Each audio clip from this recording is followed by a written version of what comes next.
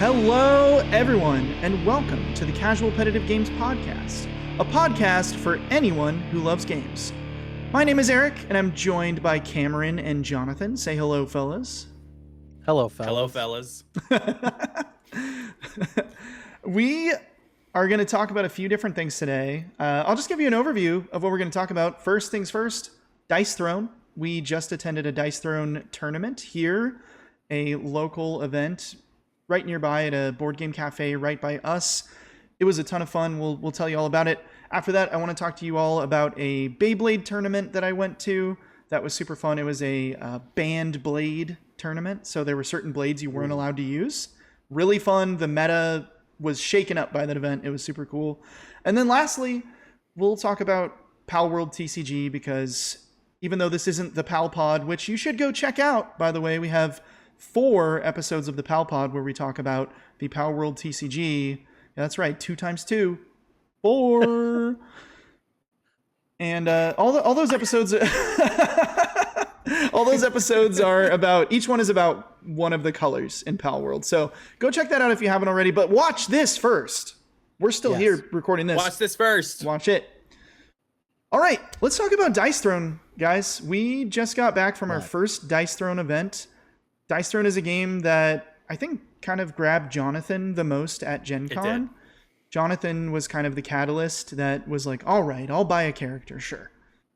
And yeah, now we went to a Dice Throne event. So Cam, do you want to explain how this event was held and kind of how it worked? Yeah, let's do it. So first of all, it was at one of my favorite venues to play board games, Game Point Cafe in East Nashville. Yeah. We found this event as soon as we got into Dice Throne at Gen Con, signed up for it, and it was 4 rounds of Swiss. 16 people, max. I think 15 ended up showing up. But the way that it works in competitive play is you bring 3 characters, you ban 1 from your opponent's side, and then you choose one of your last 2 to play. And it was a 30-minute round, 4-round Swiss tournament. And I will say, they ran it so well. We got out of there actually early. Earlier than the time it said on the challenge form. And everybody was super welcoming. Very, very nice to new players like us. We got a lot of really cool promo swag for showing up to this competitive event. And I learned a lot. I learned a lot about my characters, but more importantly, all the other characters I don't have yet. And I got to see some very cool combos go off, very powerful characters.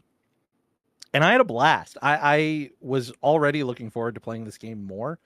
Being thrown into a competitive setting where you have to play fast and keep up with everything. Being dice thrown, if you will. Ideal. Yeah, being dice thrown into it. It's not ideal, obviously, but it was still thrown. Fun. Dice. Is that why it's called that? Oh, Probably. Shit. Oh, I mean. Wait, what? I'm an idiot. Okay. Oh my God. Sorry, Cam, continue. No, you're good. I was pretty much done. It was just really neat to get to play my character that I've already played a couple of times, see it in a competitive setting, figure out how that all rules. The tempo of it is much different than just playing at the table.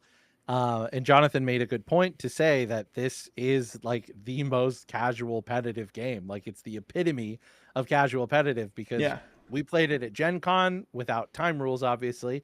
We played it tonight where it's 30-minute rounds, and that could shape who you bring, because I did play 1 round against Jonathan with Treant, who's more of a combo character, against his Sun Elf, who was also more of a combo character. And we went to time. And so it always feels bad to win in a time rule. So I'm looking forward to Jonathan and I's rematch. Oh, yeah, that's my initial thoughts. Is I thought it was really well run. The people that play Dice Throne, in our experience, were really, really welcoming and nice. Got a bunch of promos. Chill. Yeah. And it's a great game. I could see myself playing this in both casual and competitive spaces and having a blast. Let's talk about the characters that we brought. Yeah. Jonathan, you want to start with yours? Yeah, sure. I brought so the 2 that I had played before were Sun Elf and also Druid. The other one that I brought was Forge Master, which I had not played yet.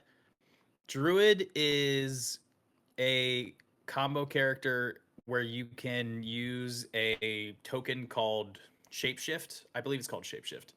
The druid form is regeneration focused. The bear form is defense focused, and the cat form is attack focused. The cool thing about the token is that you can use it at any time during the game. So if you're in the middle of being attacked, you can switch to bear form and defend well. If you're in the middle of a turn and you want to deal some extra damage, like if you're like if you're at end game and just need a little bit of extra damage, you can switch to cat form and it might just win you the game. Sun Elf is the other one that I was familiar with going into this. So with Sun Elf, you have a sundial, and your sundial raises as you go through the game. There are different ways you can raise the sundial. The sundial can do a lot of different things. There's some cards that'll lower the sundial, but the amount that you lower the sundial by, you can heal. Then you can also use the sundial to enhance attacks, adding the amount of the sundial to your attack. There's 2 effects that you can give. Charged Gem allows you to buff something that you're doing. And then Sunmarked is essentially lifesteal. The one that I had not played yet was Forge Master. Forge Master does a lot of building and upgrading armor. I was tricked initially because the defense rolls on it were not very strong, but most of the defending comes from the armor that you build throughout the game. You mine ore from your deck and use that to upgrade your armor, and the helm actually deals damage back to the enemy. The shield defends a certain amount, and you can also scrap your ores to do some sort of effect, like healing a certain amount or re-rolling a die. Yeah. But yeah, I had a lot of fun with all of them. They all play very differently. That is one of the best things about this game, is that everything plays very differently, but similar enough that you're going to get it really quickly. Yeah. That's what I love about it the most, is there are core rules established. You know what you're doing every turn and what your opponent is doing every turn, which is you draw a card, you gain a resource, you play cards from your hand, you roll your dice, you get up to 2 rerolls, and that's you deal damage. Then each character has ways to manipulate all of those steps, and that's what gives them their own flavor and identity. Speaking of the Forge Master, I played against it, and so did Eric. Yeah. And it's a blast to see all these different characters and what their engine building looks like, because a lot of them have physical components like the Forge Master. You slot a upgraded helmet over his face and you slap an upgraded shield on his player board where his shield is, and it just adds a really fun component to it. Like, you know what they just did thematically and physically on the board. And another thing was I played against Miles Morales, which I know Eric also played against an X-Men. So these are like outside of the IP of Dice Throne, right? But they're legal and they play. And Spider-Man felt like Spider-Man. Like, he was doing combos and he had Spidey senses, so he was able to evade some of my attacks. He shot webbing at me, which dealt damage to me, and then made his next attack like undefendable. And that's so cool that I didn't even mind getting my ass kicked up and down. You mentioned, though, something that I really want to shout out is the board design and the art design. It's so well done.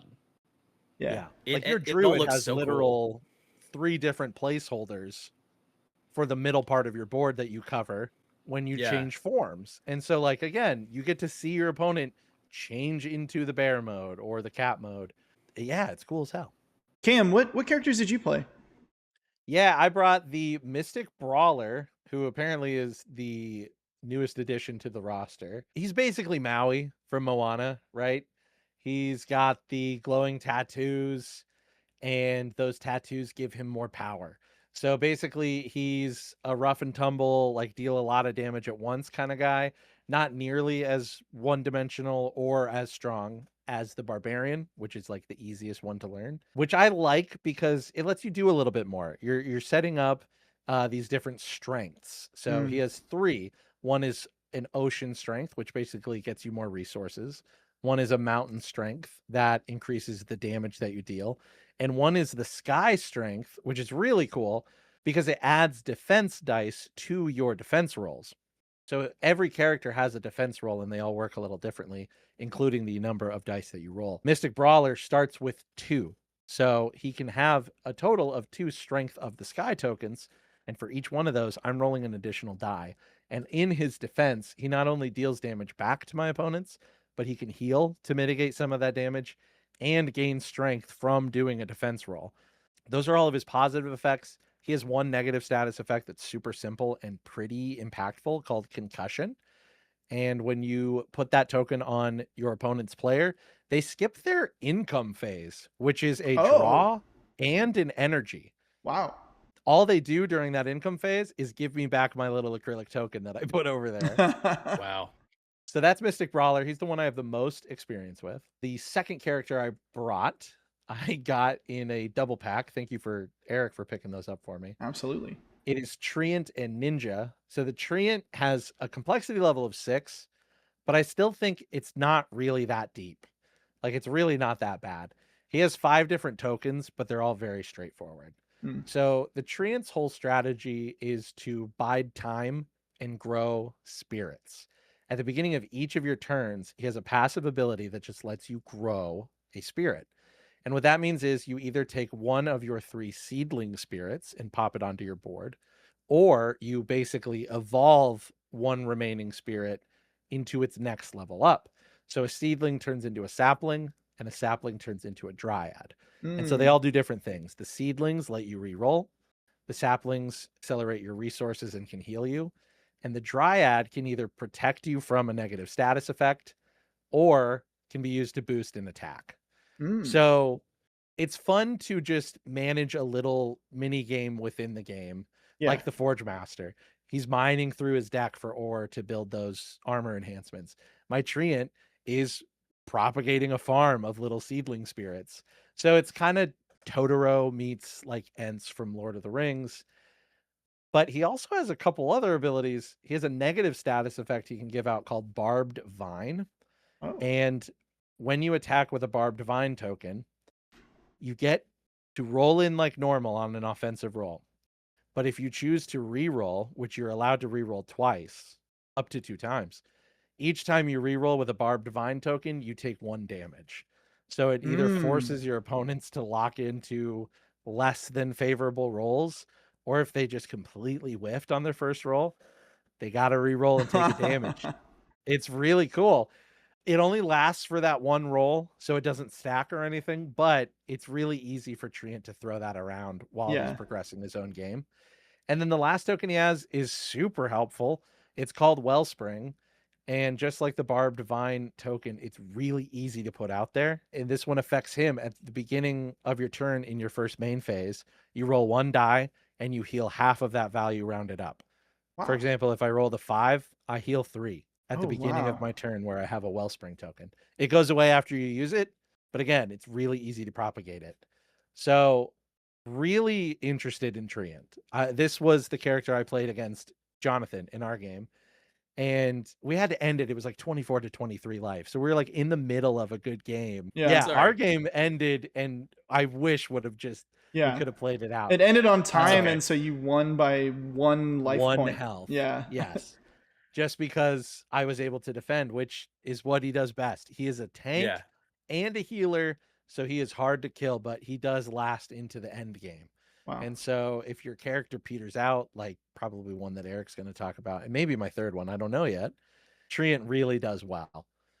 So my third character is Ninja. I have not played it yet because everyone told me she's really busted. She has 3 tokens to her. One is the ninjutsu token. Basically, it allows you to modify your attack rolls. You get to spend them, roll a die, and depending on what you roll, you inflict more damage. If you roll a 6, though, you get to inflict a delayed poison negative status effect, which is super cool. A player with the delayed poison just receives 3 damage at the end of the turn and then gets rid of the delayed poison. And then 3 damage? 3 damage. Just guaranteed? Yes. Wow. So you do damage with your attack. you delay poison them, you may, at the end of your turn, win. Wow. That's Could sick. kill them right at the That's end. sick. That's crazy.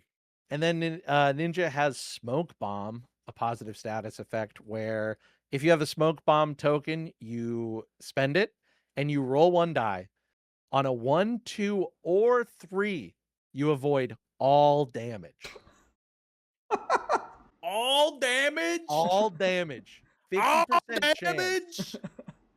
Like, that's amazing. And you can spend multiple tokens of that to prevent the same source of damage. That's it says. But that's I think there's insane a stack limit. because That's nuts. I went against a character that I really want now called Psylocke, who has the acrobatics ability, which is similar to that, but it's not. It doesn't prevent all damage; it prevents half. And Wow, I thought that was pretty busted. Yes, Miles Morales can also Yeah. prevent half, and Yeah. that does seem good. So it makes sense that I haven't played Ninja yet, but Yeah. she looks awesome. It was a The bring dice are 3 cool. bring 3 ban 1 tournament, and people ban Ninja all day, huh? All 4 rounds. Yeah. Wow. Really quick, that barbed vine token for Treant. Yes. That is really cool because I think it does 1 damage to the opponent if they reroll. Yeah. So that's really cool because I feel like that could force someone into, not force them, but sort of make them do something with their dice that is suboptimal just because they're like, oh, I don't want to take 1 Yeah, it damage. could force them to choose an attack that's not as powerful when they could have had a more powerful one just to avoid that damage. Yeah. There's also a card in the deck that says force your opponent to reroll 1 die. Ooh. And I think that counts. Yeah, I bet it does. So Wow. that's awesome. That's cool. I love Treant, man. Man. Could be my new Really cool. favorite. All right, so my characters, I played the Raveness. She's very cool. She has a raven, as you might expect, her being the Raveness. The name of the raven is Nevermore, but you can trigger Nevermore. You have the raven on the Raveness, and you can send the raven to the opponent.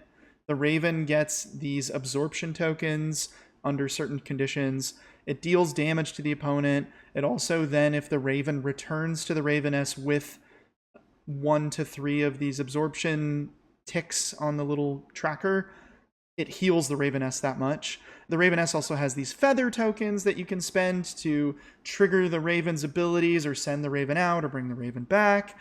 And also the Raveness has a hex ability where if you can hex the other player and now all of their 6s are blank. So if they roll a 6, Yeah. not only is the number, it's just like that whole side of the die is blank. There's no symbol or number if they roll it. So Raveness was my ninja. She got banned all day. Yeah. Makes I can sense. imagine that little raven pissed me off a lot Yeah. at Gen Con. Yeah, because she was my first character, which kind of, in some ways it was fun for me today because I got to play characters that I have not played with at all. So Right, I got to have fun and play with characters that I just learned today, which was great. Raveness I am most familiar with, so I was kind of hoping I could play her today. I figured if anybody didn't ban her, I would pick her, but it just didn't happen. All day she got banned. Yeah. My other characters, I have the Pyromancer, which is kind of a classic Dice Throne character from what I understand. It's a lot of people's first character. Either that one or the Barbarian tend to be people's first characters. If you ever play Magic the Gathering, she's Chandra from Magic the Gathering. So just like fire lady who shoots fireballs and fire go burn. Fire go burn. Fire go burn. She just Fire go burn. She's all damage. Even her defensive rolls, she has no defensive rolls that block or prevent any damage. All of her defensive rolls are to deal damage back or burn the other person or to increase her fire mastery, which is this other thing she can do where you can spend the fire mastery tokens to do more damage. So That's nuts. every single Go big or go home. every single thing she does is damage focused. It's either boosting her damage or dealing damage. And she is a blast to play with. She's also very simple. The problem with her, though, is if you go up against someone who can block a lot of damage or can heal really well or just can put weird status effects that kind of fuck her up, it just doesn't go well for you. She is a glass cannon. But Yeah. man, is she fun. And my second round was a Pyromancer mirror match. Oh my Oh, gosh. wow. So it was over in about 15 to 20 minutes. Wow. And it came down to it. I had 3 health left, and I just so happened to get my damage off more. I just rolled Nice. well, you know? It was... Who went first? Just uh, wondering. Do you remember? my opponent went first. Wow. Okay. Yeah. So actually, what happened is there was a roll that she whiffed on. Nothing. Yeah. Oh. And I think that was probably the moment that made me win that game. If Wow. I remember that That's game correctly, exciting. I believe that did happen. So That's really exciting. yeah, it So was. even mirror matches can be fun in this game. Oh, it was. Yeah. That was probably my favorite match of the whole day. Honestly, Nice. it was just Yeah. back. It was just all gas, no brakes. We were just like fire, fire, fire, fire, fire, and then it's like, oh, you're launching a fireball at me. Take one back. It'd be cool to make a homebrew cover for Pyromancer, and it's just Azula from Avatar. Yeah. Last Airbender. Yeah. That'd be cool. That'd be awesome. That'd be cool. So my third character is the samurai, who I ended up playing the most today, and I think maybe that was a mistake. But I'll get into that. The samurai is very cool. He has this honor shame system, so he can accumulate honor tokens by using less of his rerolls. And if he does that at the end of the turn, he gains an honor. You can then spend the honor to boost your damage while attacking. 1 honor does 1 extra damage, 2 honor does 3 extra damage, and you're capped at 2. He also has a shame mechanic where he can shame the other person and they get a shame token, and when they attack, they remove the shame token and their attack does -1 damage. That's Then cool. The That is last cool. ability that he has, I can't remember what it's called. For some reason, I almost called it back shots, but it's definitely not that. It's back strike. Back strike. You're very close. Back strike. That's Dude, it's back shots forever now. It's back It's shots. back shots now. It's back shots. Oh, Shots man. now? They do back shots now. They back shots They now. back shot now. Hey, we should all get shame tokens for that one for sure. Yeah, we We should. should get shame tokens. There's no honor in everything that just happened. No. So, back strike is when the samurai takes damage, you remove the back strike token, and then you roll 1 die, and then you divide that number by 2 and round it up, and then that's how much damage you deal back.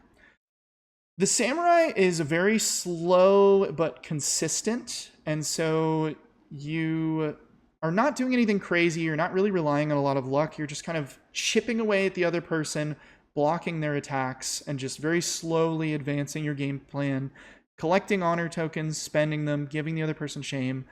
I like the way he plays a lot. I think that he might just be a little... And again, I'm a total newbie. There's probably somebody out there who's a master at using the samurai. For me and my playstyle, I think we know this. I tend to go for more like aggressive. I think I need the extremes. I either need a control or an aggro. So you hate mid-range. This mid-range samurai, he's awesome, but I think I just struggled with him a little bit because it's like when I needed to push damage through, I felt like I couldn't do enough.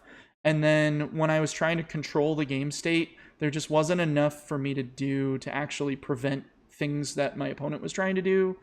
I like him a lot, and I would like to use him some more, but I am very interested in getting some more characters and experimenting. I'll use this as a way to segue, and we'll kind of, loop back around, snake draft our way back around. I'm going to talk about my games that I had. Round 1, I got the bye, so free win. Yeah. Which was great, actually, because I played against the tournament organizer / judge, and he taught me so much about the game. I really needed that. I was glad I got to do that because I learned so much. I got to play Pyromancer for the first time, so I got to see how she worked and was like, damn, she's cool. Game 2 was the Pyromancer mirror match. I barely won, but I did. So that was like your first round, Yeah. really. So I went into there was 4 rounds, and I went into round 3 with technically a 2-0 record. So I was like, I'm feeling pretty good about this. There was a moment where I looked at the standings and I was in first place, and I was like, oh, That's crazy. Yeah, I took a screenshot because I'm like, this is not going to last, but I want a screenshot of this moment. So game 3, round 3, I went up against Psylocke. That character is nuts. She has acrobatics, like I mentioned. She has this paralyzed token she can give you to where your character cannot apply status effects during attacks. I was playing Samurai. I couldn't give her shame. I couldn't gain honor. It was basically shut me down. And then she also has a sixth die. She has 6 dice instead of 5. What? That's nuts. That's her ability, is she has 6 dice. The 6 die you cannot modify. So whatever you roll it as, the first roll, that's what it is. It's a slightly different color from the other 5, and that's how you know it. But if I modify the die, then my opponent has the opportunity to then, like, once it's been modified by me, they can modify it. So I also, the 6 die can be used to, make the attacks happen or not. But also, if you don't use it in the attacks, then the number that die landed on is added to the attack as additional damage. Wow. So Psylocke Okay. is nuts. I really want Psylocke. I lost. It was close. I think they were down to like 4 health by the end of the game. Wow. So I managed to get him down. My 4th round opponent, I went up against the Forge Master. And the Forge Master is very cool. Like we talked about, the Forge Master has like, I just love how the little helmets and shields go onto the board to show that he has crafted. It's so well designed. Yeah. It's fun. I It's cute. I never would have thought about that if I designed this game. I would have made it like a card or something. But no, making it a little cardboard shield that you put over his regular shield to show that it's a gold shield now. And it fits perfectly. Yeah, it's sick. Yeah. It's so cool. That game came down to time, and like you mentioned, Jonathan, you can spend gold ore to heal yourself. He let himself go down to 1 HP, and then he just had gold ore sitting there, and then because it was at time, it was the last turn, he just bumped himself up to be 1 ahead of me. And that's how that ended. Yeah. So That's genius. Yeah. What a good competitive character. Yeah, I couldn't blame him for doing that. I'm just like, that's probably what I would have done too. But Yeah. that was how it works. Yeah, it's pretty cool. Wow. So I ended up 2-2, and I feel pretty good about that. I ended up in 7th place out of 15 people at my first ever Dice Throne tournament. It was like, I also had not played this game since we played I it. remember what my placement was. I don't know. I But didn't check. I'm going to do that right now. But it was pretty cool. The tournament organizer was awesome. He gave us a promo Paladin like board, and now I have to get Paladin because I have this really cool Oh yeah. It's an Mosaic alternate art board. stained Like glass. stained glass. So cool. Yeah, it looks so cool. And we all have connected, like we- full art. Yeah. we have the promo cards too that are like full art stained glass, and I put those in my deck yeah, for Mystic Brawler. Yeah. those are 'Cause cool. he has sleeves. Oh, Okay, I was in 11th. 11th. Nice. Yeah, not bad. Yeah, you weren't last, You And were it's not not. last. and it's your first ever tournament. It was So probably me. No, you weren't last. You were 13th. Oh. All right. Still above Jeff. Jeff was 14th. oh man. We all did better than Jeff. That's crazy. That's what I'm taking a screenshot of. We're dragging Jeff on the podcast that he's not going to watch. That's crazy. That is crazy. Well, he beats us at literally everything else ever. He kicks my ass every Thursday, man. I used to play Ship Captain Crew with a bunch of old ladies at the Elks Lodge in Wabash, Indiana. And those bitches were mean. But Jeff, jeez, And he's so nice about it, but in like a way where he's still kind of ribbing you a little bit. oh yeah, he's relentless. Cam, do you want to talk about your matches? I would love to. My first match was against Shadow Thief, which was crazy. So I'm assuming this is one of the earlier characters, but Shadow Thief is a 5 complexity, and basically it was just like magic tricks and illusions, and like I'm going to draw so much and gain so many resources, and I'm going to dodge all your attacks, and then I'm going to poison you, and then I'm going to just slit your throat at the end. It was crazy. Like, that's literally the tempo of the game. Shadow Thief just like was drawing cards instead of attacking and chipping me away with poison. and using this effect called Shadows, which basically says when a player with this token is damaged as a result of a roll, no damage is received and no defense is made. What? Pure negate. That's crazy. Yeah. You don't have to roll for it like Ninja, just pure negate if you have Wow. that token. So So you probably should have I was banned playing- that one. Probably. But like, I was asking my opponents, I was like, which ones do you not get to play with? Mm. And they would tell me, and I'd be like, okay, I'm not gonna ban that one. See, And- those are the ones 'cause you I should wanted- see. Those are the ones you should Those probably are the ones you ban. should have banned. Exactly. No, but my point is I want to see the heat. I want to see what's meta. that's Yeah. true. And I want my opponent who's teaching me the game to teach me the game and Yeah. put me through the floor. Right. So this was one of those matches. So the sneak attack token is after attacking a player with this token may spend it, roll 1 die and add the value of the die to their damage attack. So a lot of cards in your hand and a lot of resources meant that you could pretty much always make that a 6. So pretty much whatever attack they did decide to do, it didn't matter what they rolled, they could boost it. They also ulted on me, which is 5 6s. And that was pretty special. I forget what exactly it did, but it was basically just like a crap ton of undefendable damage. Yeah. I think maybe related to the amount of combat points that they had, which it was like, it maxes out at 15. And I think my opponent at one point, they had like 11. And I'm just like, wow, you can do whatever you want. You can stop my attacks with these cards. You can manipulate your own. It was cool. Very, very cool. And also, you know, purple and green, great aesthetic. Yeah. So I'll be looking into Shadow Thief. My second match was against Jonathan. So I'll let Jonathan talk more about that. And we talked a little bit about how it went to time. I was able to defend and heal by 1 to win that one. In round 3, I played the Forge Master. Oh, you played against the same guy that I played against, right? Yes, I Okay. did. Yeah, same player. Did we all have a bye and play against the? No, I Oh wait, played no, all 4. never mind. Yeah, I played all 4 rounds. The Forge Master, I didn't get the he heals with all the gold ore at the end of the game thing that you did. Mhm. Instead, he was consistently defending really well and swinging at me pretty hard.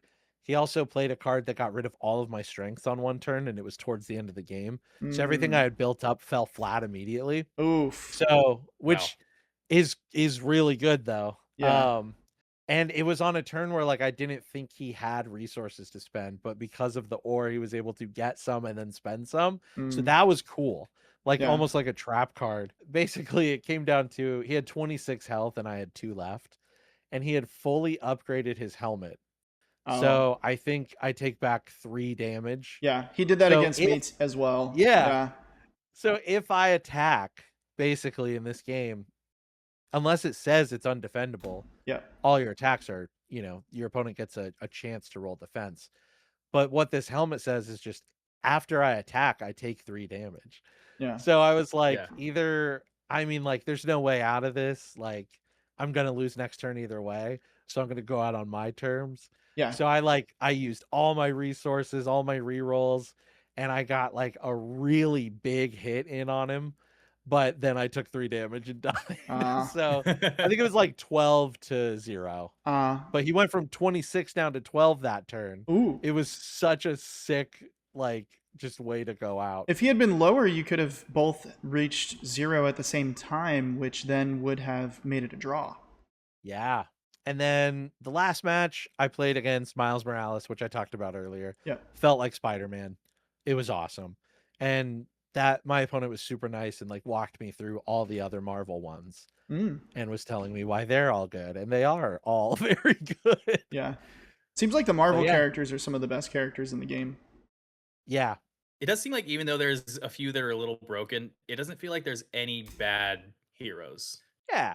It's never truly broken because it does still come down to like dice rolls and cards that change the dice rolls. Yeah. Like, it's fun. Because of the dice and the cards, there's just enough randomness to it to have this, like, even if things feel a little hopeless, there's always a little shining ray of hope Yeah. hitting you right in the Yeah. face, you know? I've never been blown out, you know, like, which Yeah. No. I guess just like walking into this, I was going to, Yeah.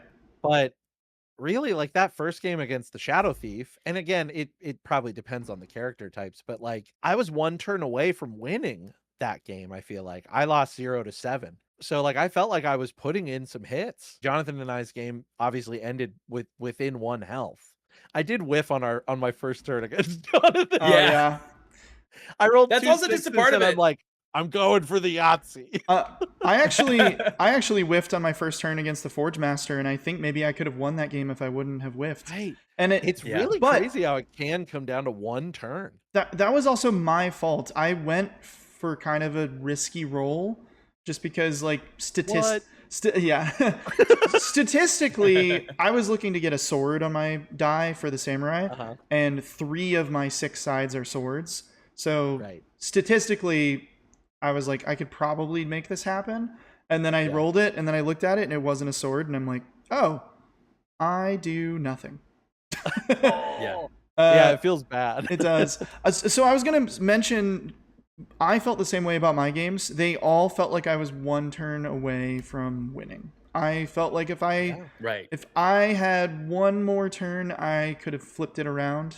Of course, I have no idea what they had in their hand. They could have had something that totally stopped my attack or something, but it always felt like, ooh, I was like 1 good attack away from finishing them. That's what rolling dice does to you, baby. Yeah. It is. Yeah, it really hits some sort of... Every time I rolled those dice, my heart was racing. Yes, you know? It feels good. It feels good. It feels Something good rolling the tactile dice. to do with your hands. Yeah. I was going to make the motion. It's very tactile. Gosh, like all the components are just nice right out of the box. Yeah. And you can make them even better by buying those little accessory packs. Which I did. I bought the Mystic Brawler one, and I was playing with my little less than minifigure $10, the whole wasn't it? night. It was $18. Oh. It's the price of the character. Yeah. However, would do it again because of the acrylic tokens alone. Yeah. But they also come with card really sleeves, cool. which these cards are weird sized. So it's like, of course, I'm going to use custom card sleeves. Yeah. And they're smart because all the cards, because I guess you could switch them between decks. That's probably why. But all the base cards for the decks in your base characters have the same card back. And it's just the Dice Throne logo. I like having a little flair. Like I'm clearly here to play a character. Having the sleeves on the back, it felt fun. It didn't make me win, but I felt like I could. Yeah. This episode's brought to you by Dragon Shield. Could you imagine? Dragon Shield, sponsor us, please. I've spent thousands of dollars on Dragon Shield sleeves over the years. I'll kiss anyone you want. Me too. I buy new Dragon Shield sleeves before every single like high level competitive tournament that I played for any card game I've ever played. Like I would buy brand new sleeves because I didn't want to get DQ'd. So I've spent so much money on Dragon Shield sleeves. Give a little back, baby. John Dragon Shield, call us. I'm definitely buying those accessory packs for any characters that I think are my mains. I haven't quite figured out who my mains are yet because there's a couple characters now that I want to buy and they might become my mains, but we'll see. But I'm definitely... Dude, I almost want to buy Samurai off of you. He sounds right up my alley. I want to keep using Samurai, so you should get your own. Yeah, I'll get my own. Yeah. We should also at some point though do like a little trade system where we trade characters and we could draft. Try each other's characters out. Draft, ban one. Yeah, we could draft. Yeah, we should draft. We could draft. Yeah, that'd be a ton of fun. Good idea. All right, Jonathan, tell us about your matches. Okay, round 1, I was against our good friend Jeff, who, Yeah, as per usual, beat me by more than anyone else did. Yeah. If you remember from the last episode, Jeff beat Jonathan in round 1 of the Keyforge Seal at Gen Con. Yeah, Jeff got second place at Gen Con, right? He did. Yeah, he got second. second place. Yeah. That's crazy. It was funny. When he came in and him and I played a casual game of Dice Throne before the whole tournament began. And then I was like, oh, how did you place at Gen Con? And he's like, oh yeah, I got second place. He sounded like a little upset about it. And I'm like, oh. It was close. Yeah. It was close. But I'm like, damn, dude, that's awesome. That is awesome. He's an incredible Keyforge player. He is. He's amazing at it. But I was sad to hear. I thought that first and second got to go to the big Keyforge. I thought so too. But it was just first? It was just first. Just first. Yeah. Which I understand. Yeah, I understand why he was a little disappointed in that. But honestly, he's an incredible Keyforge player. Like when I walked over there and I watched you guys playing, he was just at table number 1 all day. All day. He Driest table in the house, Yeah. actually. Oh, 'Cause oh it's yeah, all the way down Anyways. there literally Anyways, because of the Yeah. flooding. because of the flooding. Yeah. Go ahead, Jonathan. Sorry. Anyways, in our Dice Throne match, Jeff played as Black Widow. Black Widow had a lot of cool tokens or a lot of cool status effects. Neat. One of which was a time bomb, which I Oh. had to do a roll to try to defuse every time. So the time bomb is a negative status effect. When inflicting this token, if you have at least 6 ability upgrades in play, place it on the red side, which is like, yeah, the 1 second side. Yeah. Otherwise, place it on the 2 second side. During their upkeep phase, a player afflicted with this token must roll 1 die. On a 1 to a 5, advance the time bomb, or on a 6, remove the token. Oh my gosh. Wow. So if Yeah. the token is on the 2 side and it's advanced, it flips to the 01 side. If the token was already on the 01 side, the player afflicted with this token removes it and receives 4 damage. 4 damage. Undefendable. Yeah. Wow. Undefendable That's still a too. lot. So you have to That's roll really a good. 6 or it's going to do 4 damage to you? And I actually did roll a 6. Oh, wow. That's second so time. but like that's so fun. It's like Yeah. a mini Yeah. game. That's You're cool. defusing the Yeah, bomb. it's like a little mini game, defusing a bomb in the middle of all this other stuff that's going on.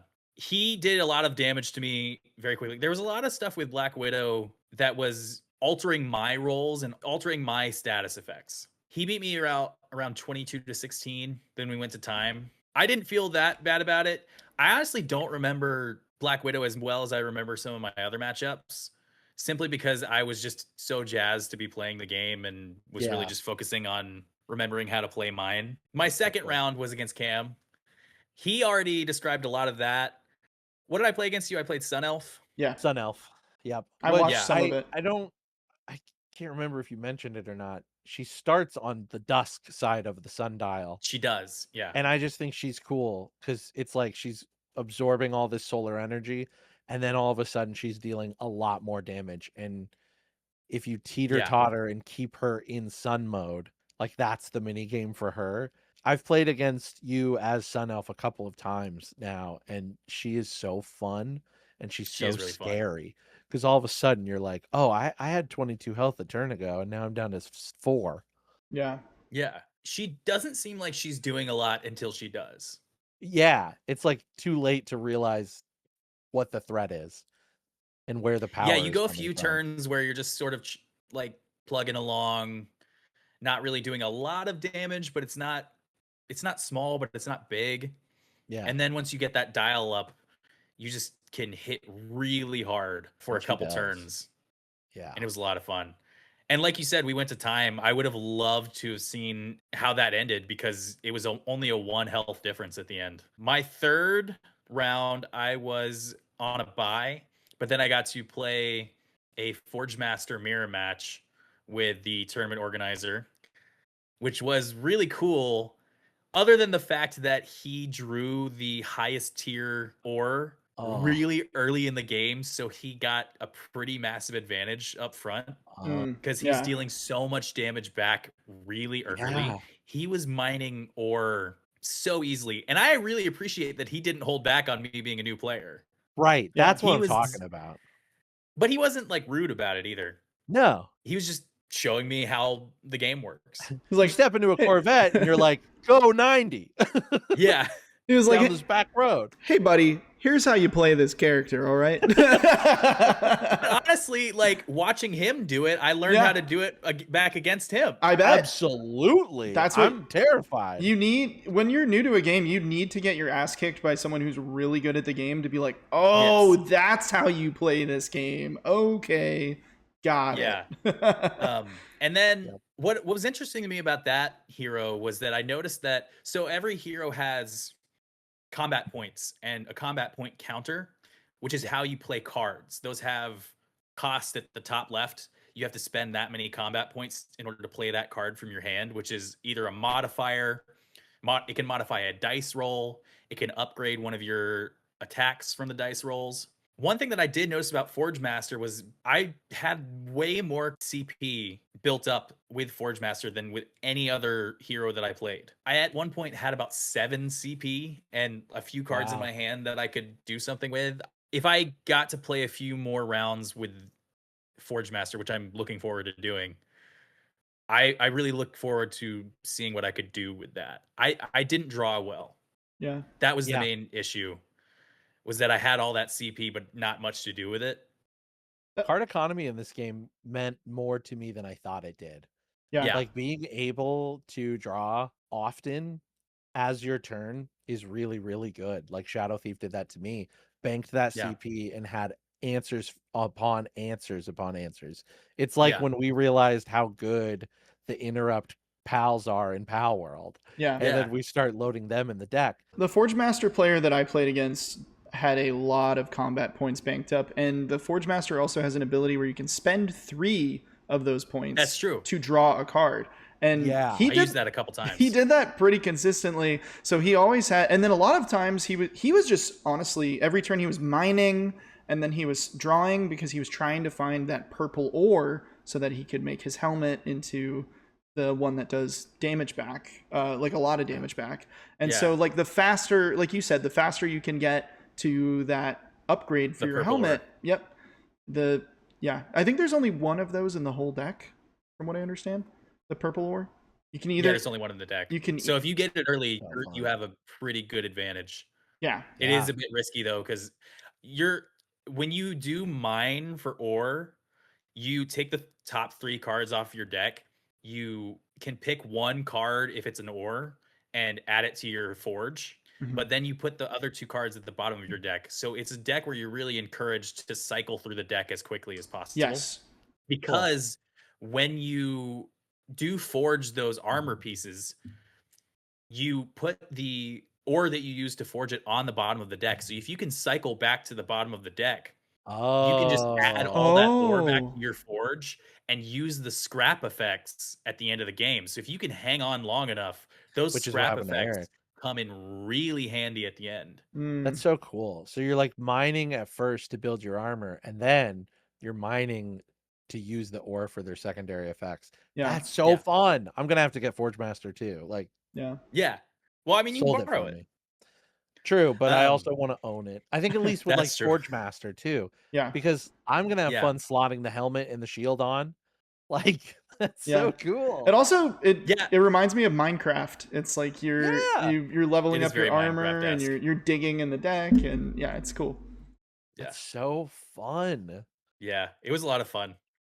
And so my 4th round, which was my only true win, technically my bye was a win, but Right. not really. What's interesting about my 4th round, it was a very close win. The 4th round was the most memorable round for me for multiple reasons. One of the reasons was that even though I won, this was the craziest hero that I played against the entire time.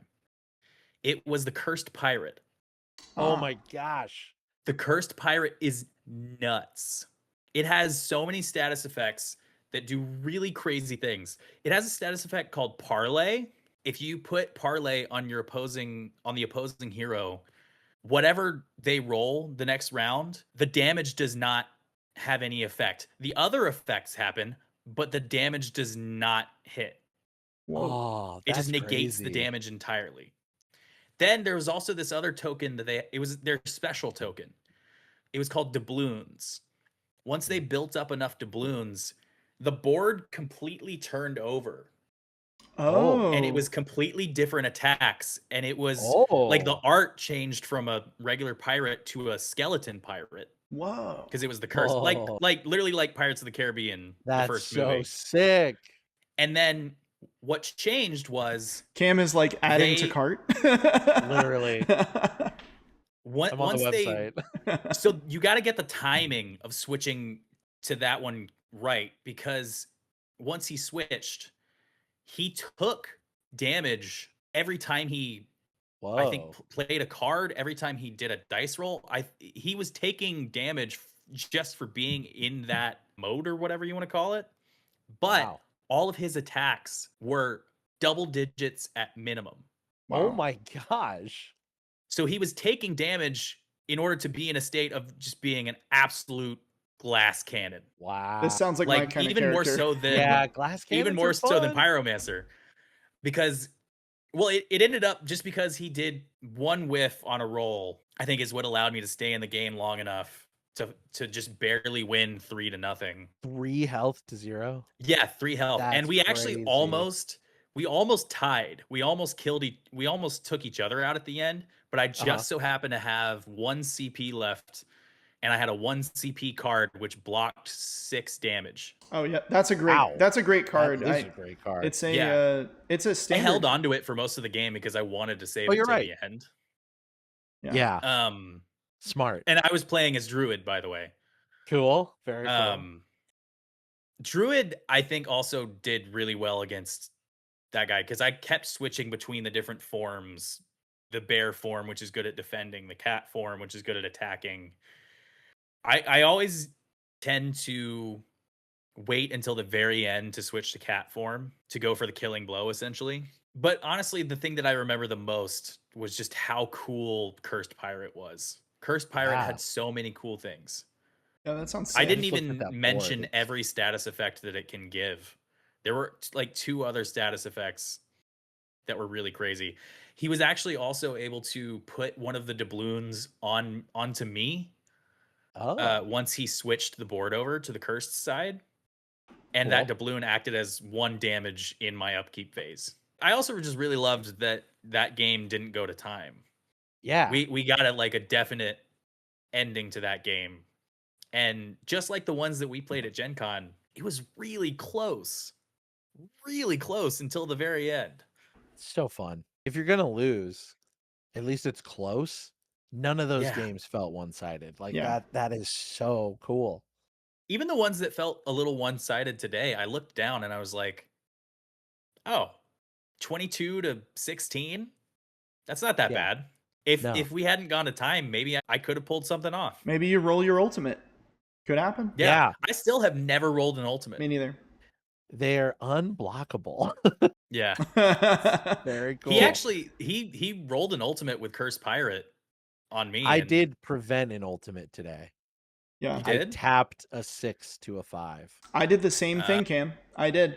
Psylocke got her ultimate, which I don't even remember what it did. The second it happened, I was like, nope. Yeah, absolutely not. Here's what I learned though, is if you use a card to modify someone's die roll, but they still have not used all of their rerolls, they can continue to reroll. Yes, they can. Good rule. Which I did not. It's a good rule. Did not know that. I thought once you committed to an attack, you were like done rerolling. But then he was like, "Oh, it still helps because they may not get what they wanted." Yeah. Yeah. I did do it a couple of times where they had just finished their second roll. Yeah. But that's still, it's like they're like I do it when they have a large straight. Yeah. And I take out the 3 and I go roll the 3 again. Yeah. Yeah. And then you have a 1 in 6 chance that you change that outcome. Yeah. I'll take those odds. Yeah. Yeah, definitely. So in summary, Dice Throne's pretty awesome. I want to get some more characters. I want to keep going to at least these events. I like the casual, competitive nature of this tournament that we went to. Yeah. Where there were some cool promo cards that you could get, but he just kind of handed them out to everybody. So the placing was more just like, I don't know, bragging rights, I guess. Like if you want to feel good about where you placed. And honestly, well, they all know each other, I feel like. So yeah, it probably is pretty serious in that group. Yeah, we were the newcomers today, and maybe if we keep going, they'll treat us the same. Like we'll be like, my mortal enemy is here. Yeah. But in a fun, casual. Instead of newcomers, we'll be old comers. We will. We could be. I don't want to wait 10 to 20 business days. For more Dice Throne? That's so long. Now. All right. Anything else you all want to say about Dice Throne before we move on to our other topics? I want to play again. I want to play. The only other thing I'll say is I kept thinking about it this whole time, and I was like, I can think of a lot of people that would have fun with this, even who don't play tournaments and stuff like that. Yeah, I think so. Like literally, like you said, casual competitive. It'd be so fun to just have our friend group over. We all pick a character and we do a little bracket and maybe we drink a couple beers. Ooh, I love doing little tournaments at your house. White guys love drawing up brackets. Yeah, we love. I love a bracket. Yeah. Yeah. You know what? If I don't know why you've listened to an hour of this and you still don't know what we're talking about, but if you don't, go look up Dice Throne. Imagine. Go. Just listening to an hour of us talking about this shit and not That's knowing commitment. what's going on. Honestly, if that's you right now, thank you. Thank you. Give you a little kiss. Yeah. Go pick up a character. Have your friend pick up a character. It's $17, maybe $20 if you buy it from your LGS and they up the price a little bit. $20 for a character, and you can have so much fun with it. Just pick one, and also, like we said, they're all super well balanced. I'm sure there's like in fact, I know there are like meta tier lists and stuff. Don't worry about that.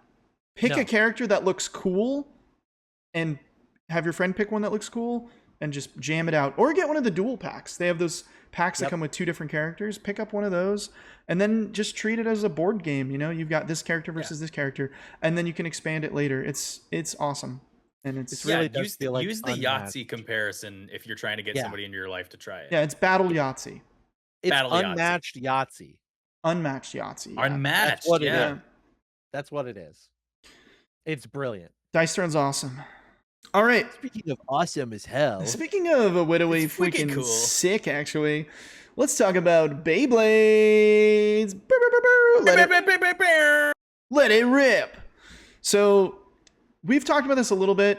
Cam and I got into Beyblades because we were licking our wounds. I don't know if I even want to say that, but after the No, you have to Gundam, leave that in now. We were licking something.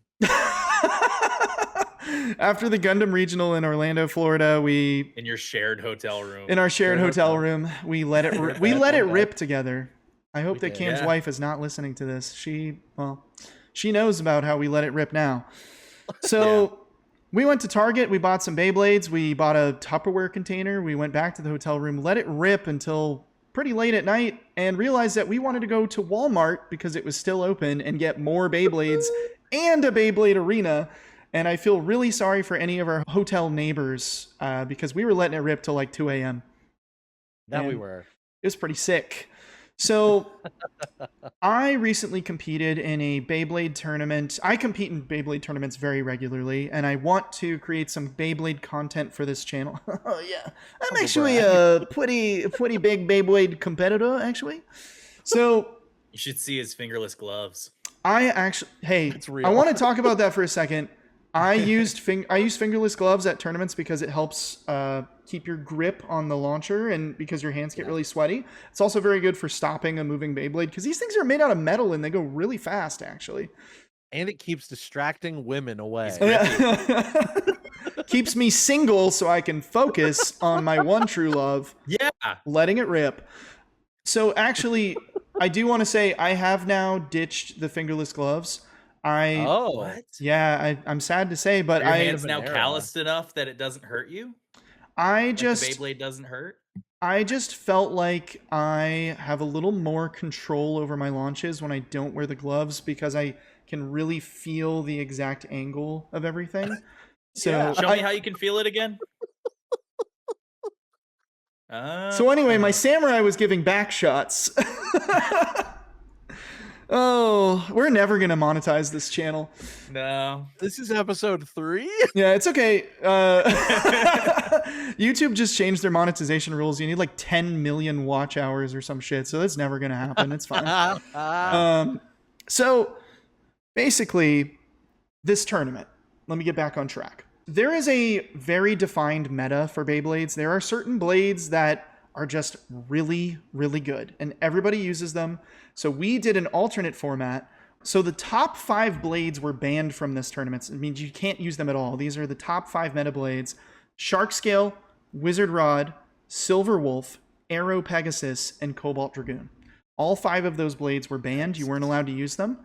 Because I'm a sweaty, meta-playing Beyblader, I almost always, my deck is Arrow Pegasus, Shark Scale, Wizard Rod. It just is what it is.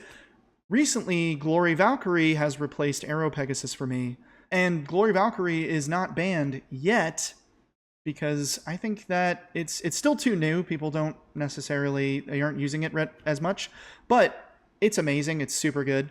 It has this spring gimmick where if it hits another Beyblade in just the right area, it can just launch them into the pocket or into the extreme zone super easily. That's cool as hell. It destroys Wizard Rod. If Wizard Rod is just hanging out in the center of the arena, Glory Something needs to. Valkyrie flies around the extreme rail, hits Wizard Rod. Wizard Rod is out of there. Home run. Wow. So those 5 blades were banned for this tournament. The Shark Scale, Wizard Rod, Arrow Pegasus, Cobalt Dragoon, Silver Wolf. Those were all banned. But you could build your deck with anything else. And so I did a lot of like big brain thinking about how I wanted to build my deck. And so I went with, there's a The new deck is 3 bays. three Beyblades. They all have to have unique parts among them, so you can't have any repeating parts. I'll probably do a whole video about Beyblade and meta stuff and tournaments and stuff. If you're interested in Beyblades, stick around on the channel. I'm going to post some more content. I also want to record maybe a tournament and do like a tournament report at some point. That'll be fun. If any of that sounds interesting to you, let me know. If you didn't know that Beyblades were back, you should go to Target right now and get you and your friend a Beyblade. It'll cost you like almost nothing. It'll be so much fun. Anyways, my big brain thinking for this tournament was, what are the top Beyblades that were not banned that still show up in people's decks? And those Beyblades are Clock Mirage, which is an incredible stamina Beyblade, but its one weakness is it has to use simple ratchets, so it's very easy to burst. The other one that I was thinking everybody would use is the other left spin blade that is not Cobalt Dragoon, which is Meteor Dragoon. And so the thing about Meteor Dragoon and left spin Beyblades is they spin steal. So if there's a right spinning Beyblade and then it goes up against this left spinning Beyblade, the way that they hit is that the left spinning Beyblade can steal the spin off of the other one and then outspin it right at the end of the game. I played a new Beyblade called Bullet Griffin, or Rocket Griffin if you're in America, which all of us are. But Bullet Griffin is the Japanese name. Typically in Beyblade tournaments, the Japanese Beyblades and the American Beyblades, even though they're the same blade, have different names. Typically, people just use the Japanese names because it's like the standard. So Bullet Griffin, it's a UX Infinity blade, which means it does not use a ratchet. It's just the blade and a bit. There's no ratchet. And the gimmick that it has is the top portion of the Beyblade comes off after you launch it, and now you have 2 Beyblades fighting in the arena for you. That's insane. What? It's sick. And they're littler. Wait, you have not told me about this yet. Oh, it's sick. It's awesome. So that's nuts. The thing about the little Beyblade that comes off the top, which is the bullet part of Bullet Griffin, its bullet is that part, is it stops spinning before Griffin does every single time. And what does a left spinning Beyblade need to spin steal? It needs a right spinning Beyblade to tap up against to steal its spin.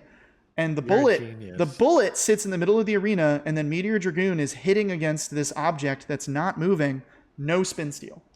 So all day long, I was going up against Meteor Dragoons, and so when you play Beyblades, you shuffle your deck, which means you put your Beyblades in a specific order.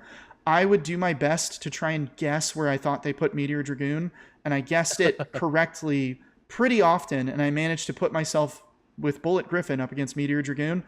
Just fried him. It was crazy. That is incredible. Clock Mirage, with its very easily burstable ratchet, also very weak to Bullet Griffin because the bullet is so low and still spinning fast at the beginning. If it so much as touches that ratchet, burst. It's done. So that's insane. Bullet Griffin was my meta call, and he was my GOAT all day. He did so much work. So I had Bullet Griffin on level. I had Glory Valkyrie on rush. And then I had, this was kind of my dark horse in my deck, Cutter Shinobi on yielding. Cutter Shinobi is a brand new, so my entire deck was UX Infinity, so I did not play with ratchets. It was just blade and bit. I didn't have any ratchets on any of my Beyblades. Cutter Shinobi has this free spinning part underneath the blade, and you can actually, it's free spinning, but also you can kind of lock it into different positions. I locked it into a position where it made the blade basically perfectly round. So it was kind of like I had Wizard Rod without having Wizard Rod. Yeah. That's pretty cool. It's lighter than Wizard Rod, but it's still like perfectly round. Also, there's no ratchet, and the way that it grips bits is it's very tight. And so there's this bit called yielding. Yeah. Sorry. I'm sorry. I was doing so good. You were. Yeah. So The way that UX Infinity Bays grip bits,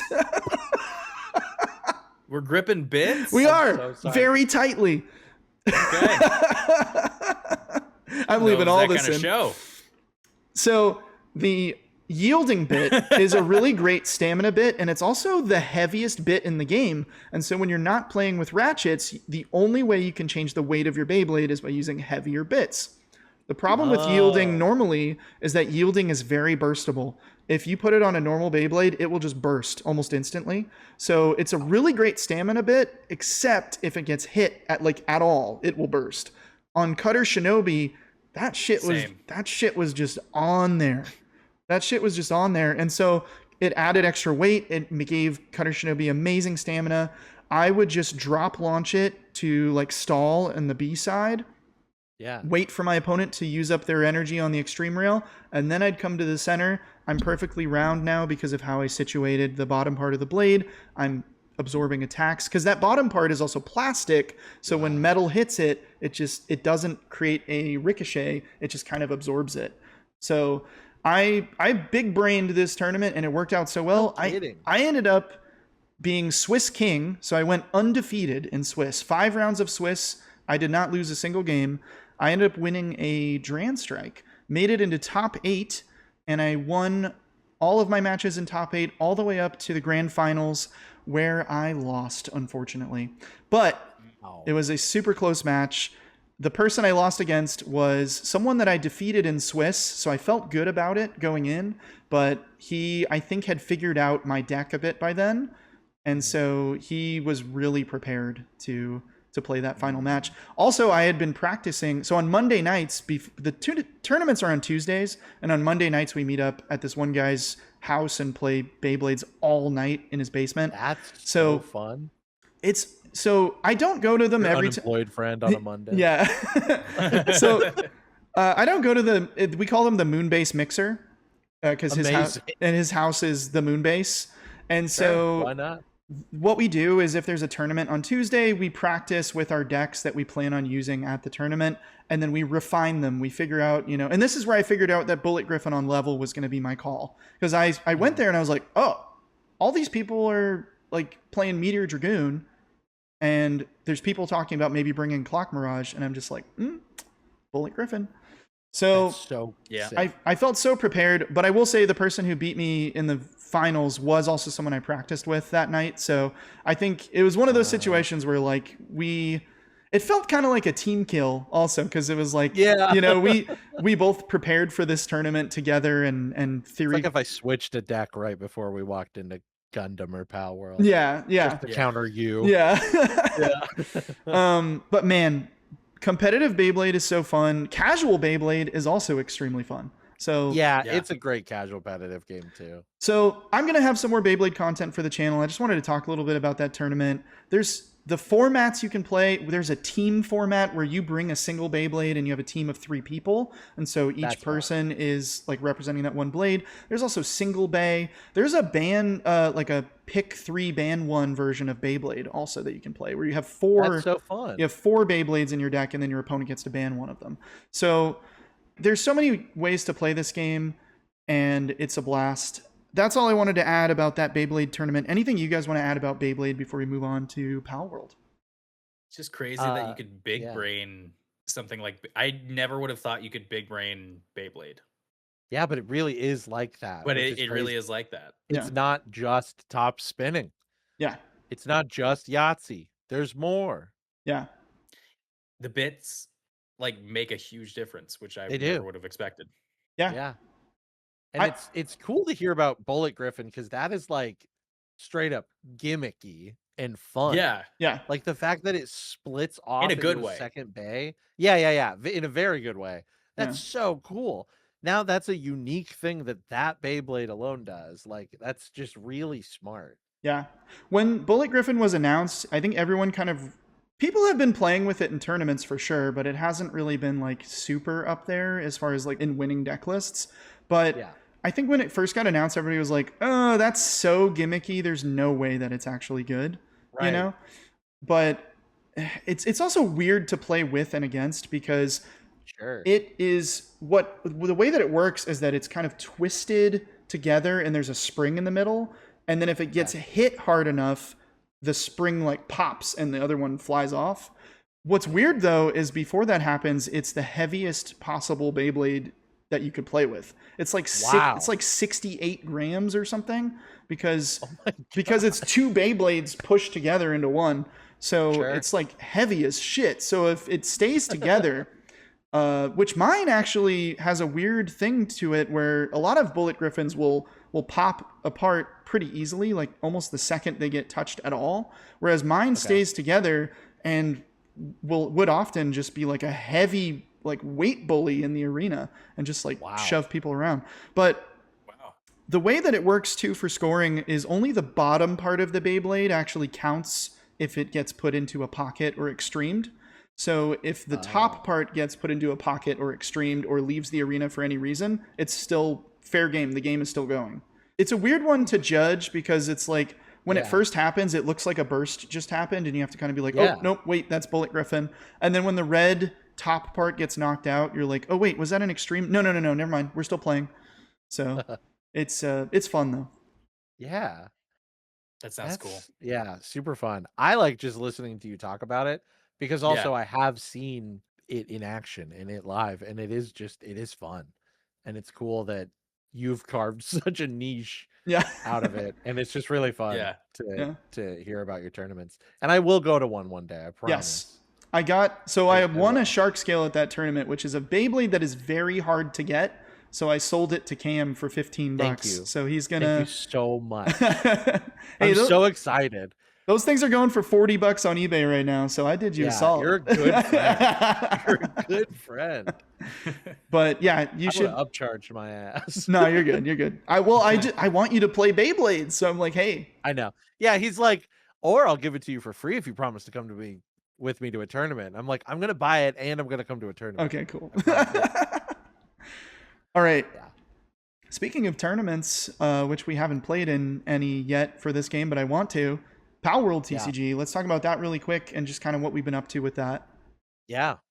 I'll let you guys talk because I've talked so much. Sure. I mean, I'll start real quick if you don't mind, Jonathan. Oh, I don't mind. Just give me like one ceremonial I want more Palworld cards. Oh, for sure. Go for it. Give it a whirl. No. You have to say it. Oh, you want me to do it? Catchphrase. Okay. Yeah. I want more Palworld cards. I want more Palworld cards. I want more Palworld cards. It's so fun. We've been theory crafting. I really do want more Palworld cards, by the way. Yeah. I want more so bad. Eric and I For played context, that was something that when we were at Gen Con, we were all like close to falling asleep. And then for a solid 2 to 3 minutes, anything we said to Cam, he would just respond with, I want more Palworld cards. And I do. I was tired. It was true. I still am. Gen Con was a lot, but it was a lot of fun. Eric and I played a few games like after we recorded the most recent color episode, I think. Mm-hmm. And that was really fun because we were exploring some cards that we talked about on the episodes of the Pal Pod, the cards that inspired us to make some wacky decks. And then we did kind of like a challenge thing where Eric was like, let's pick a card for the other person to build the deck around. Yeah. And that was pretty fun. So the card you picked for me was Alarm Bell, which is a red structure.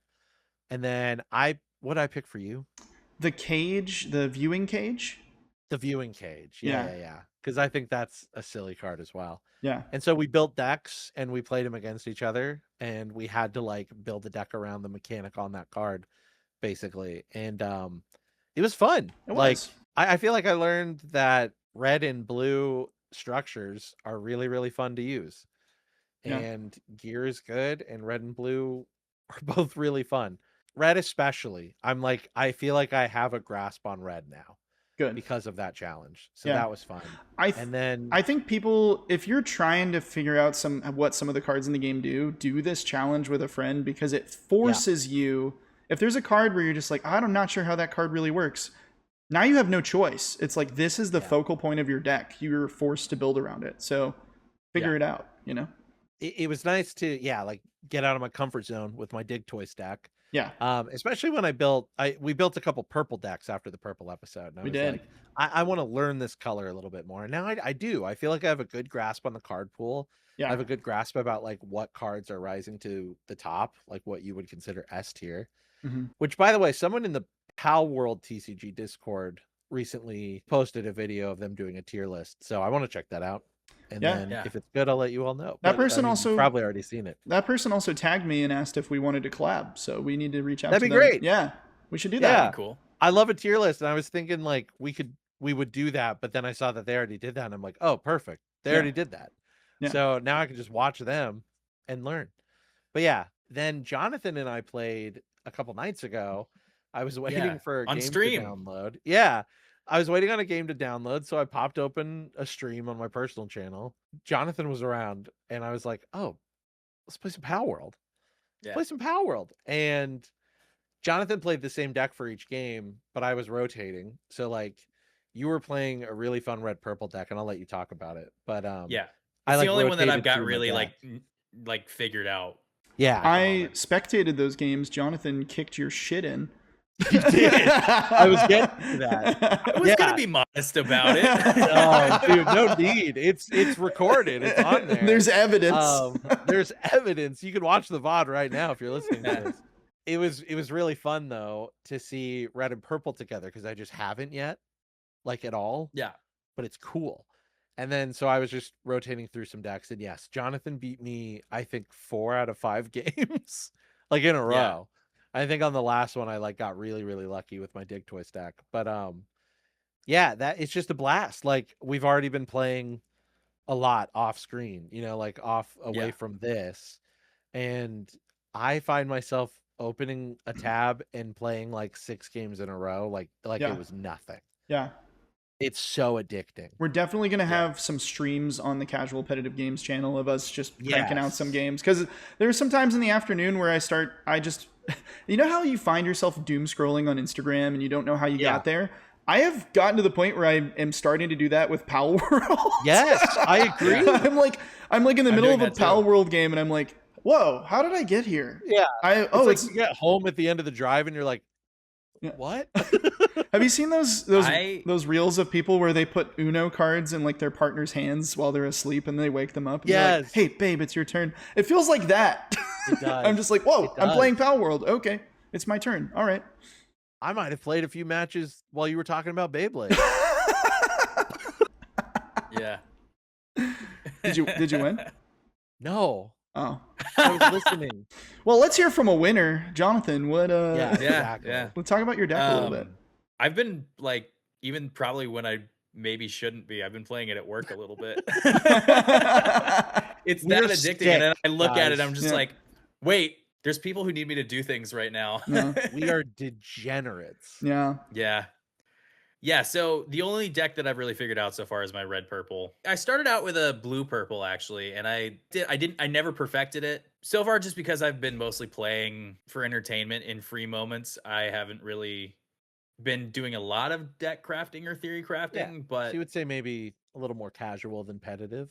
as I'm known to do.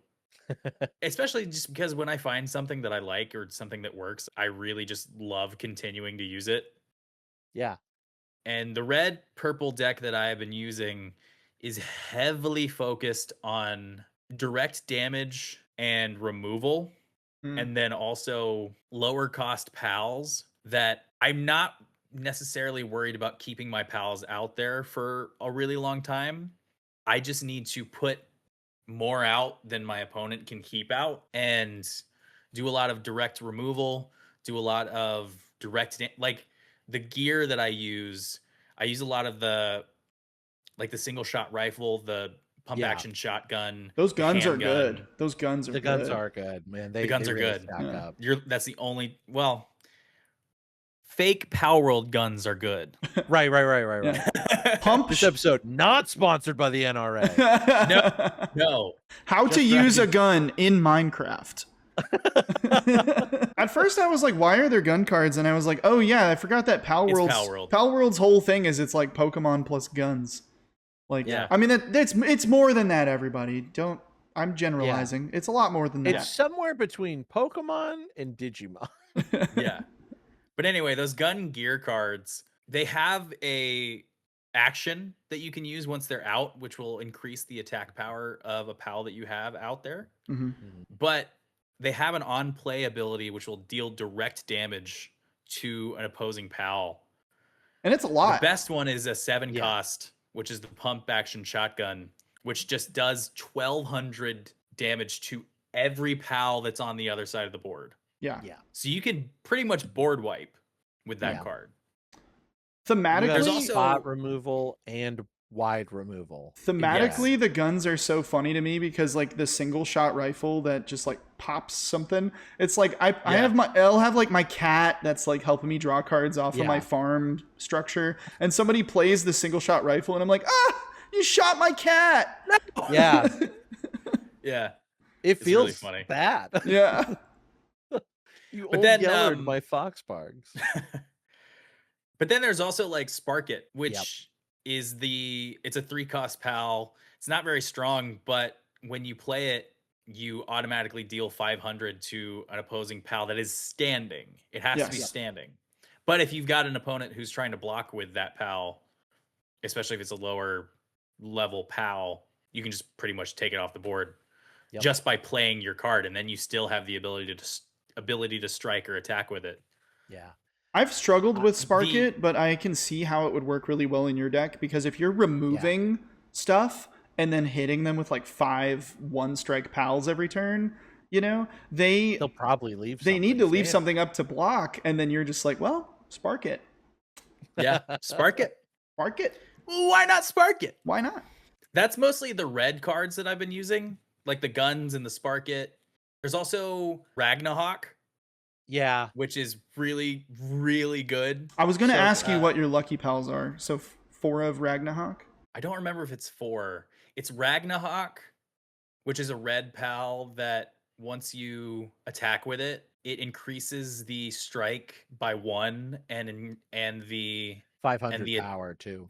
power by 500 of every red pal that you have on the field. Yeah. So if you manage to wipe the opposing board and then already have a couple other red pals out there, and then you have Ragnahawk, you put it out, you attack with it, and then every other red pal gets 1 extra strike. So you can take out 5 of the opponent's souls in a single turn, Yeah. Yeah. potentially. My experience playing against this deck was I felt like I was finally getting a board established and then it was gone. Yeah. Every Yeah. and Dig That's Toys what I wanted to do. accelerates. Dig Toys accelerates and goes wide pretty quickly. Yeah. Yeah. And I still couldn't keep up with your deck. It was awesome. The other lucky pals that I had were Menacing, Oh, yeah. which I love Menacing because Yeah. even if you're trying to take out my Menacing, I can use it one of 2 ways. Menacing Yeah. is 2 strike. So the opponent has to deal with it at some point, but also it has what is essentially poison. If you have like even a Dig Toys, if it's Yeah. like even if it's buffed up to 2400 power, I can just throw my Menacing into it and they both die. Yeah. It happens to And lot I of draw my a Dig card every time Toys. Menacing goes to the graveyard, which is Yeah. another thing that I need to do. I need to keep drawing really well with that deck. When you look at it from a card advantage standpoint, you Yeah. traded 1 for 1 from your pals, but then you are up on card advantage because now you've replaced your dead Yeah. pal with potentially another pal. Could be Ragnahawk, and now you're swigging in, you know? Yeah. So It's a war of attrition. You Yeah. literally bleed my pals dry. Yeah. And then once they're all out of the way, you move into the attack. And you can last that long because you're just removing every turn. And my resources aren't going to buffing my guys or playing structures. It's to trying to refill my board, but fall behind 4 out of 5 times. I have a pretty strong contention that the best cards in the game are the lucky pals that are 5 or 6 cost. I'm starting to lean that way too. I think like you look at them and you're like, oh, well, the 7 or 8s are probably better. And then you're building a deck and you're like, you know what? There are better 8 cost cards that aren't lucky. I'm Mhm. going to put them in Yeah. and slot in some of these lower cost, like Bushi in red. I love that card right Bushi now. is great. Bushy's great. Love that card. Bushi I also have in that deck. Yeah, you do. I have Menacing, Bushi, and Ragnarok. Ragnarok Yeah. as my luckies. Bushi's so Yeah. cool too because it's one of those interrupt cards. But also when you attack with it, you can put it right back in your hand. Yeah. So your opponent knows you have an interrupt. Yeah. And it's like, well, damn. Yeah, you're signaling that you have the interrupt, so they're like, okay, well now. But it's also only 5 costs, so I can play that and another card on my next turn. Sometimes I and play just the same keep using Bushi it. twice. Yeah. Oh, I It's play the fun. same Bushi twice often. Yeah. It's a fun move. It's like Bushi Yeah. strike back to my hand, Bushi strike back to my hand, back to Yep. you. Can't And do anything then- about Bushi. And then I've talked about a lot about the red cards. The purple cards are just as important too. Yeah. Like Wooden Wall. Wooden Wall is an amazing structure. It's really not all that impressive upon first look. But in a deck like mine, where I'm just trying to, it's truly a war of attrition. Just having like a little structure out there with 300 shield Durability. Yeah. durability. And it has taunt, so you can't. Yes. The way I'm removing, the way I'm dealing direct damage, and basically just keeping somebody off of their board. If the only thing that they can get out the next turn is like 1 or 2 pals, that's one more time that they can't be striking me or attacking one of the pals that I have out there. So Wooden Wall is huge. It's an MVP in your deck. It's Yes. it's just another thing I have to kill when I'm starting my turn with no pals. You're exactly I basically right. want when you're playing my deck, want you to feel like you're running uphill carrying a boulder. It's mean, Sisyphus. man. It's mean. Yeah. The Sisyphus of Palworld Sisyphus. decks. Sisyphus. It's Sisyphus. We, for the sake of time, I think we Yeah. should move to wrapping things up. But I do want to mention one thing about Palworld just really quick, because we talked about it a lot in the green episode, because we were like, what the fuck does this card do? The cola vending machine is very, very good. I still haven't played against it. So It's broken. I'll tell you how it works. If you read the card, you have no idea how this card works, so I'll just explain it to you. Okay. It's a structure. It costs 6. I can look at it right now. You can assign. Trust me, reading it does not help. So It doesn't help. But the art is cool. It costs 6, and you assign a pal to it. When you assign a pal to it, you immediately stand 1 soul. Then you can spend ingredients, and for every single ingredient you spend, you restand 3 more souls. So That's insane. if you play the cola vending machine and you go down to Whoa. 0 souls, you assign a pal to it, and now you stand 1. And then if you spend 3 resources, you go back up to 10. So It's got 1500 durability. yes, it's very hard to take out. So I have used this thing to, in a single turn, play 2 8-cost pals, or play 2 5-cost pals. 2 5-cost pals and then an 8-cost pal. And it's insane. So my entire deck that I've been playing with it is just it's blue-green. It's all of the blue-green interrupt pals. And then I play the green Mammarest, and I play the blue Yormantide. Actually, no, I switched the blue Yormantide to the Azura Dragon because it's 6 cost. Yeah. And the reason I play the 6 cost, the Azurobe, is because I play Lylene. And so Lylene can grab Azurobe from the top, which also Lylene gives you 3 ingredients when you play her. So if you don't need to use her ability immediately, you can use it for the cola vending machine to immediately stand 9 souls or 10 souls when you assign the pal. So don't sleep on cola vending machine like I was. I made a deck. I just literally made a blue-green deck and just threw it in there because I was like, I don't know how this works and I just want to see. And then immediately in the Palworld TCG.gg website, the simulator, I was like, oh, that's how that works. Now that I know, I can build a whole deck around it, and it is very good. I've gone up against a couple other cola vending machine decks, and it's so funny because those people know how good that card is and they prioritize destroying it. Other players don't touch it at all until I've done the ability like 2 or 3 times, and then they're like, oh, that has... They're like reading through the log, like, how the hell did he just do that? Yeah, they're like, how are you... What? And then, dude, cola vending machine, that card's cracked. That card's so good. I just put 2 in my Dig Toy stack. I can't wait to try it. That card's so good. That's all I wanted to say about that, really, was because during our green episode, we were like, what the hell does this even do? Yeah. So I played with it. It's very good. That's all. Palworld is really fun. I think we are going to make a lot more Palworld content pretty soon. So be on the lookout on the channel. Join the Discord, by the way. We're trying to foster a little community in there. We had built it for Battle Spirit Saga, and we're starting to shift it. It's cool because we've rebranded everything, as you see, and we're just games in general now. So any type of game that you're into, video games as well, come into the Discord, chat with us. We play tons and tons of games of all kinds, as evidenced by this podcast episode where we literally talk for an hour and a half about 3 different games. If you enjoyed this content, like, subscribe, all that stuff, that helps us and, helps you stay in the loop here. And also, like I said, we're probably going to stream to the channel, probably some Palworld, maybe even some Dice Throne or just some board games and stuff too. We got a lot of games at Gen Con that we still need to play, and we can always head on over to Cam's house and jam some games out and record that and stream it. I think that'd be a lot of fun. Someday before this year is over, we should try to stream the Slay the Spire board game. Yeah. Oh, that would be really so fun. Slay the Spire board game is fun. I also have been thinking about popping up a little Slay the Spire 2 stream, maybe on the CPG channel. It's a card game. Good idea. Yeah. Hey, I got 2 viewers right here. There you go. Yeah. And you, viewer, could be number 3. Just come join the channel. Come hang out with us. And with that, I think we'll wrap this episode up. Thank you for joining us, you all. Thank you. I said that weird. Thanks for joining, y'all. I'm tired. It's midnight. Y'all. It's midnight. But good night, everybody, or good day. I don't know. What the fuck? Goodbye. Bye.